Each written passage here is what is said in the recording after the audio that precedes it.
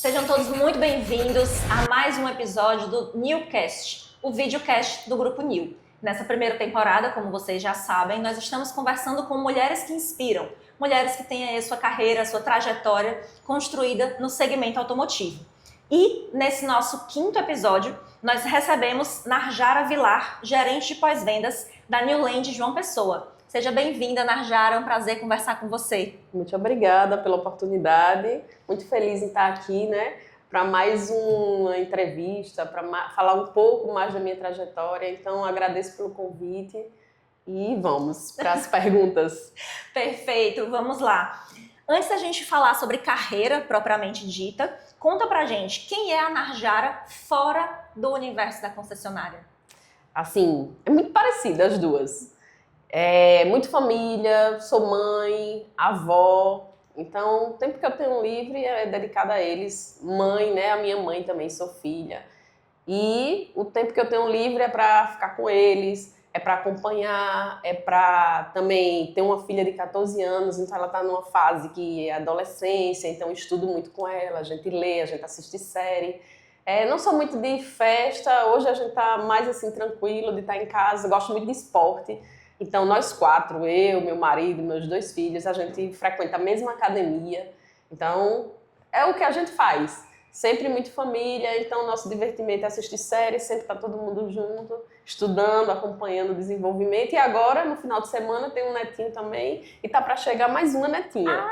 Então, a família aí tá aumentando. Então, meu tempo livre é estudo, ainda faço cursos, Eu tô fazendo agora processos gerenciais.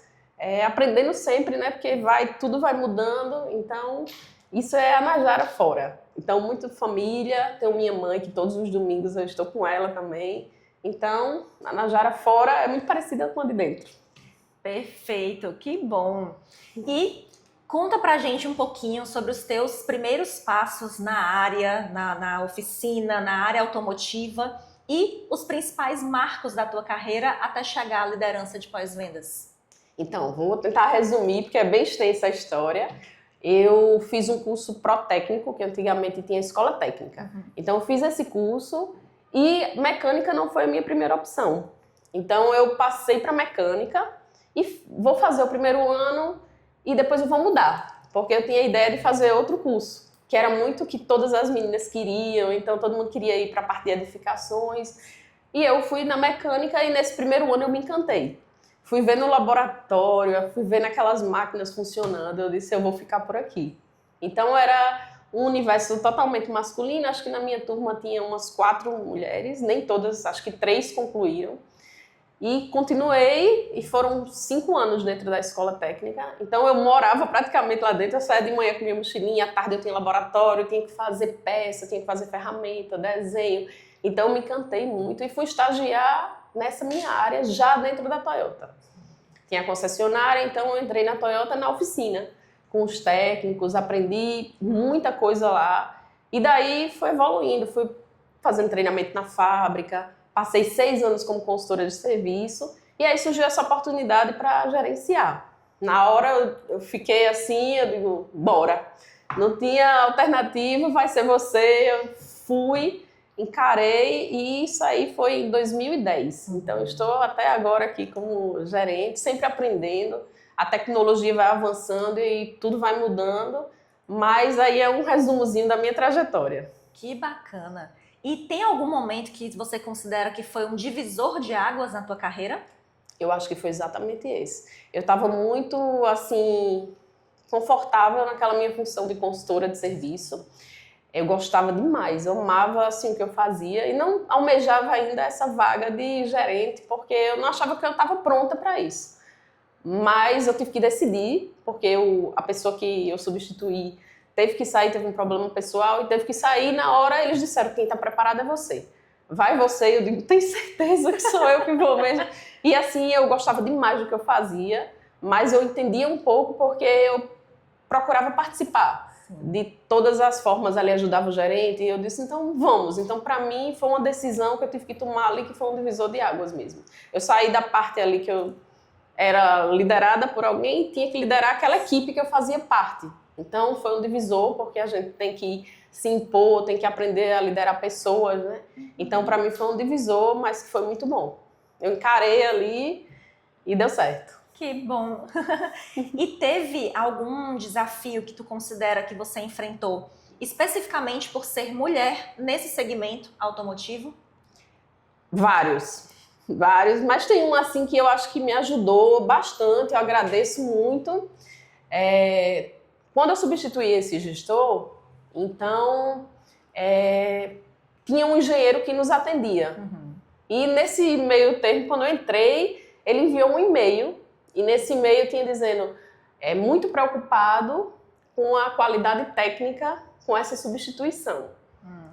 Então, ele não sabia, mas o meu líder, ele era muito da parte administrativa e ele não vinha da oficina. Então, eu já ajudava ele na parte técnica. Mas nessa hora, antes de começar, ele já mandou esse e-mail. Então, eu imprimi e guardei para mim. E isso foi um combustível.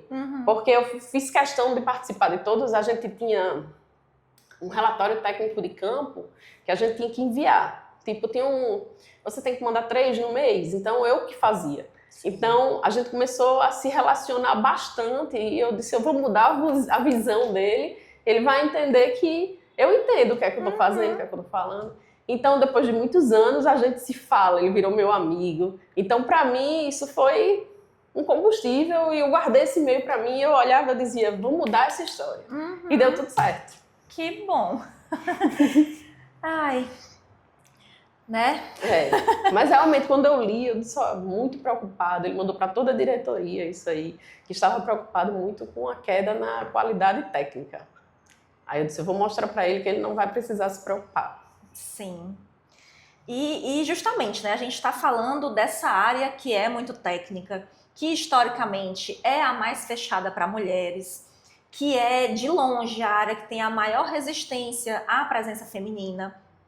Como que tu considera que foi a tua jornada para ganhar credibilidade e, mesmo com o background, com a formação técnica, ganhar credibilidade e liderar uma equipe que é majoritariamente de mecânicos, de consultores técnicos e que muitas vezes têm e tinham a mesma visão que esse engenheiro que atendia, mas que não iam expressar isso num e-mail ou falando. Exatamente. Então, assim, acho que a credibilidade é diária. A gente vai construindo, acho que com exemplo.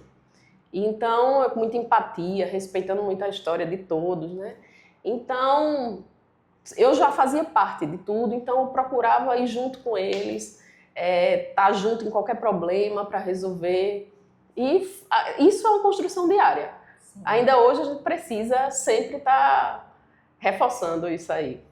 Então, eu lembro outra situação. Sim. Que depois que eu saí, assumi uma outra gestão, eu cheguei e tinha um técnico, um chefe, assim, tipo um técnico master.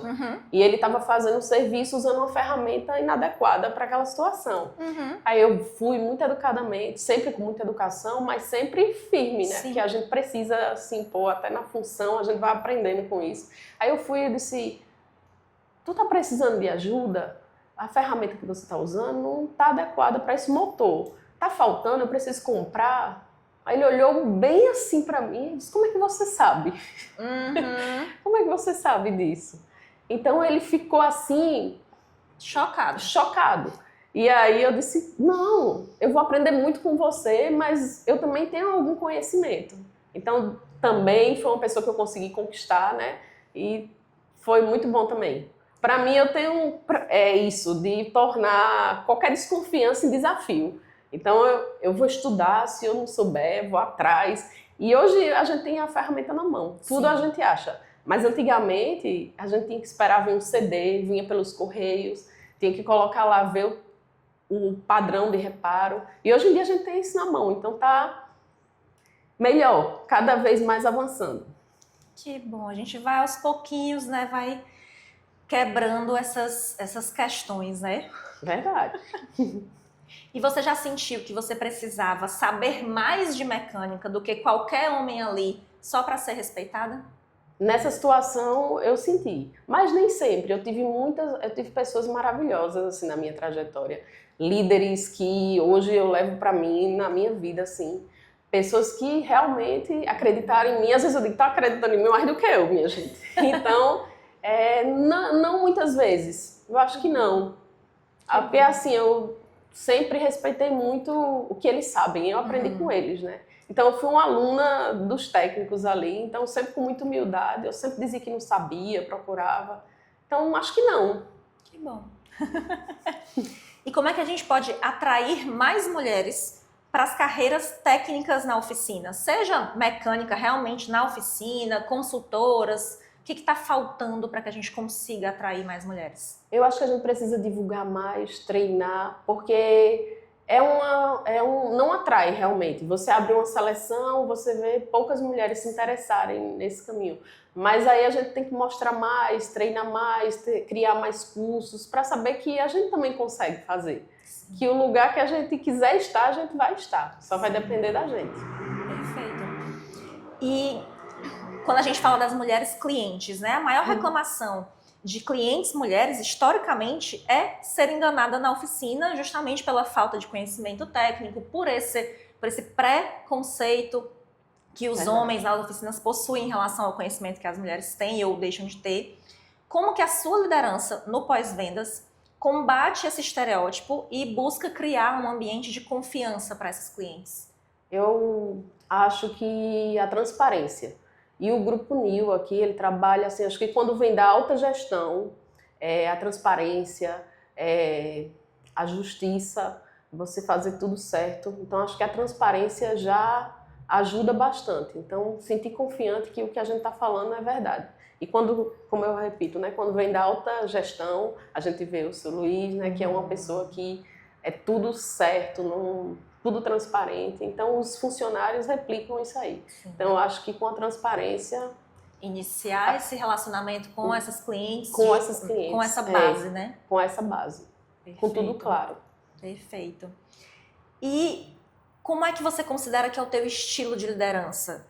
Você acredita que existe uma liderança feminina ou isso é um mito? Acho que isso é um mito. Acho que liderança é de cada um, independente de sexo. Então, eu acho que não tem. E a minha liderança é, tipo, muito empática. Eu procuro saber a história de cada um, mas também com firmeza. E também, mais uma vez, o grupo nos ajuda muito porque a gente tem embasamento para cobrar, a gente tem as regras do jogo. Então, acho que transparência, empatia. Então, meu estilo de liderança é esse. Muito empático. Perfeito. E na posição de líder, né, de gerente, como é que você lida com casos de machismo? Seja de colegas, seja tanto colegas pares, quanto na equipe, né, os consultores, os mecânicos, enfim, com as colegas, ou clientes? Então, eu acho que eu aprendi desde cedo na escola que isso não é sobre mim, é sobre a pessoa, então não me afeta. Então, se quiser continuar, eu vou tentar mostrar, mas tiro de combustível. Para eu tentar, se eu não souber na hora, eu vou aprender e vou mostrar como é que tem que ser. Mas assim, não me atinge, porque fala mais sobre a pessoa do que sobre mim. Então, lido tranquilamente. Posso até contar uma situação que certa vez eu estava um pouco afastada, aí o cliente chegou, aí ele disse, eu queria falar com o gerente. Aí a moça falou, vou chamar, eu acho que ela tá aqui. Aí ele fez, ela? Quero falar com um homem. Aí ela disse, não, é uma gerente. Aí eu disse, eu vou agora. Então eu fui lá, ele queria ver o que era uma peça. Eu disse, o senhor quer que eu desmonte para o senhor ver? Até hoje esse homem quer que eu faça até a revisão do carro dele. Olha. Então, assim, eu lido dessa forma. Eu tento mostrar, né, se a pessoa me der também essa oportunidade, mas realmente não me afeta. E aí tu acaba provavelmente estendendo isso para a equipe, né? Quando é alguém da equipe, uma consultora, enfim, que vive uma situação dessa, trabalhar... Estou junto com eles sempre. Perfeito. E na tua percepção, o que mudou na última década, nos últimos anos, no setor automotivo, de concessionárias, oficina, para as mulheres? Eu acho que a gente tem mais visibilidade, até pela tecnologia, então eu estou vendo mais mulheres. A gente vai para uma reunião regional que a gente via poucas nessa área, vê muitas, então acho que a gente tem mais visibilidade. Que bom, que bom. E Para quem está nos ouvindo, para as mulheres que estão nos ouvindo agora e pensam, né? Eu quero trabalhar, eu tenho vontade de entrar numa concessionária, numa oficina, mas tem aquele receio. Que conselho você daria para essas mulheres? Então, faça como eu. Não espere estar pronta e preparada. Você aceita e vai, que estuda, que vai dar certo. Então, é encarar, não desistir, não esperar estar pronta. Vai dar certo. Perfeito, muito obrigada, Narjara, foi muito bom conversar com você.